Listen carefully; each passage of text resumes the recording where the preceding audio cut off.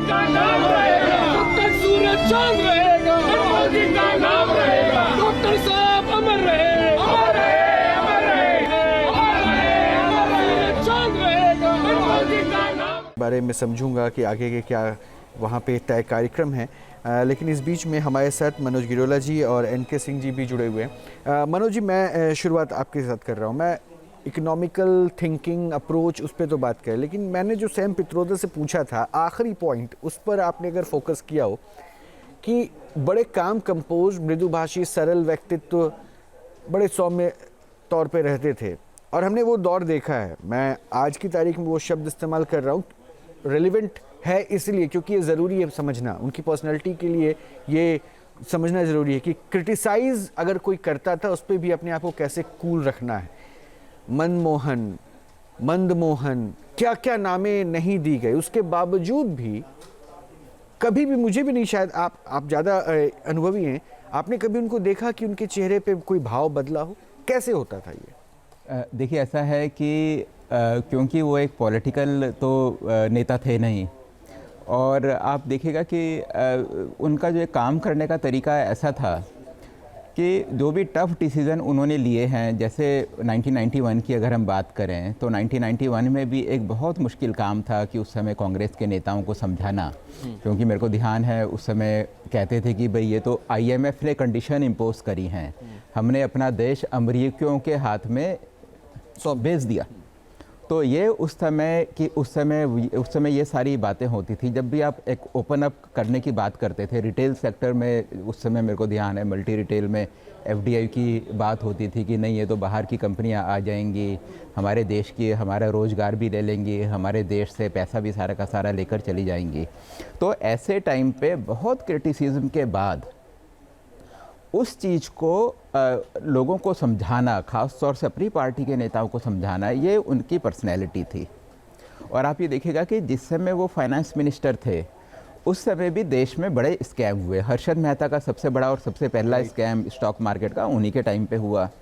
Telecom का पहला जो स्कैम हुआ सुखराम स्कैम, वो स्कैम भी उन्हीं के टेन्योर में हुआ। लेकिन और जब क्या होता है कि जब आप नई पॉलिसी चेंजेस करते हैं, नई चीज़ें लेकर आते हैं, तो उस लूप होल का एडवांटेज लेने के लिए लोग आ जाते हैं। तो हर्षद मेहता स्कैम कुछ इसी तरीके का था, और उसी तरीके से सुखराम का स्कैम क्या था कि जब कुछ ओपन अप हो रहा था, प्राइवेट कंपनियां आ रही थी, तो एक जो लाइसेंस राज से हम लोग हट रहे थे, तो ये एक ऐसा दौर था जिस समय कि सुखराम का स्कैम हुआ। ऐसा नहीं था, सुखराम के टाइम पे टेलीकॉम में काम बहुत ज़्यादा हुए, पहला जो रिवॉल्यूशन था उसी टाइम पे हुआ, और सैम पित्रोदा साहब का बहुत बड़ा उसमें कंट्रीब्यूशन था। तो ये उनकी पर्सनैलिटी थी, उनके एक बिल्कुल ही शांत तरीके से काम करने का, कि इन सब के बावजूद भी ये सारी चीज़ें चलती गई। अगर जब वो प्रधानमंत्री थे, अगर हम उनके टेन्योर की बात करें, तो उस टेन्योर में भी उन्होंने बड़े बड़े डिसीजन लिए। जैसे ये जो इंडो US न्यूक्लियर जो ये था ट्रीटी है, उसकी जो बात अभी करी, एनके सिंह जी ने भी बताया कि उन्हें लगता था कि ये तो पार्लियामेंट में लगता था कि ये सरकार के लिए काफ़ी टफ टाइम है।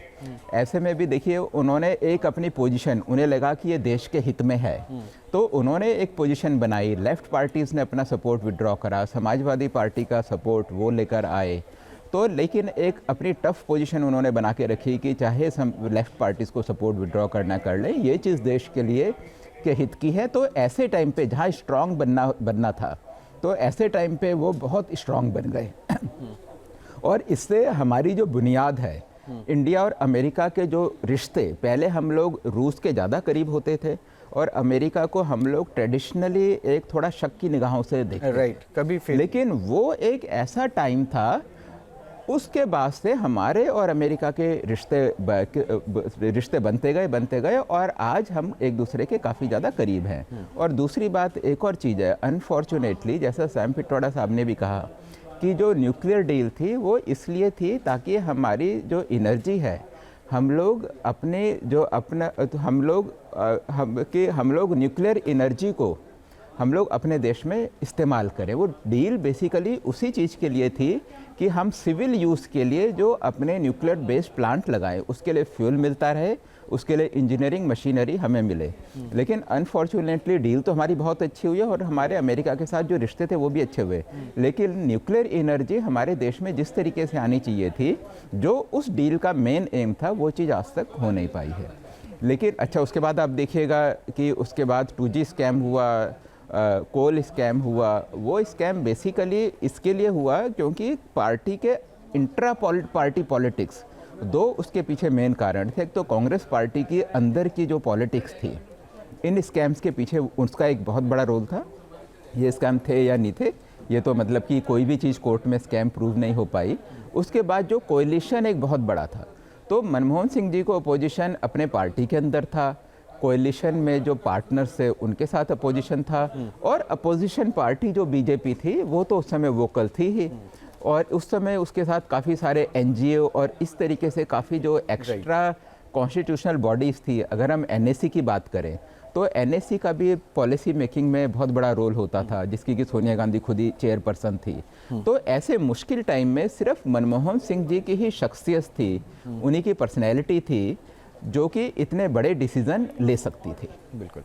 अच्छा, ये मैंने कहा ना कि अब मैं उनके पॉलिटिकल जर्नीज़ के ऊपर बात कर रहा हूँ, तो मुझे लगता है कि जो बातें आपने कही अपने अनुभव के आधार को साझा किया, एनके सिंह सर के पास भी लंबा खासा अनुभव है और कांग्रेस चूँकि उन्होंने कवर किया है तो उनको भी बहुत सारे किस्से पता होंगे। सर, मैं थोड़ा सा वेट करा रहा हूँ आपको, एक बार मैं आमिर का रुख कर लूँ क्योंकि क्रिमिनेशन ग्राउंड पर क्या स्थिति है वो तस्वीर एक बार देख के फिर मैं वापस आऊँगा, क्योंकि मुझे एक बहुत इंटरेस्टिंग सवाल आपसे पूछना है कि आज देश गमगीन है, लेकिन क्या मनमोहन सिंह अपने आप को पॉपुलिस्ट छवि वाले नेता नहीं बना पाए? इसको मैं समझूंगा। मैं ज़रा एक बार आमिर का रुख कर लूँ। आमिर, क्या आपके पास इन्फॉर्मेशन है, ज़रा प्लीज़ शेयर कीजिए।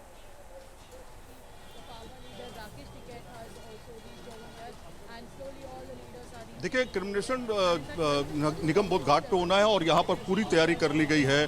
तमाम जो उनके परिवार के लोग हैं वो यहाँ पर पहुँच चुके हैं और कुछ ही देर बाद अगर आपको तस्वीरें मैं दिखाता रहूँ, यहाँ पे देखिए आप तो तमाम नेताओं का जमावड़ा जो है वो आप राकेश सिंह टिकैत को देख सकते हैं, वो भी यहाँ पहुँचे हुए हैं और पूरा ये इलाका जो है अभी कुछ ही देर बाद कहा जा रहा है कि 10 से 15 मिनट के अंदर जो है रोड ब्लॉक कर दी जाएंगी और प्रधानमंत्री नरेंद्र मोदी और इसके अलावा राष्ट्रपति और उपराष्ट्रपति और तमाम केंद्रीय मंत्री जो हैं वो भी यहाँ पर शिरकत करेंगे और दिल्ली के मुख्यमंत्री भी शिरकत करेंगी यहाँ पे, और इसके अलावा राहुल गांधी, प्रियंका गांधी और सोनिया गांधी और मल्लिकार्जुन खड़गे, वो सब साथ में जो है उस समय आ रहे हैं। और आपको दिखाते हैं यहाँ पर पूरे सैन्य बल के साथ तैयारी शुरू हो चुकी है। आप तस्वीरें देख सकते हैं, अंदर बड़ी संख्या में सेना के जवान अंदर आपको देखने को मिल जाएंगे।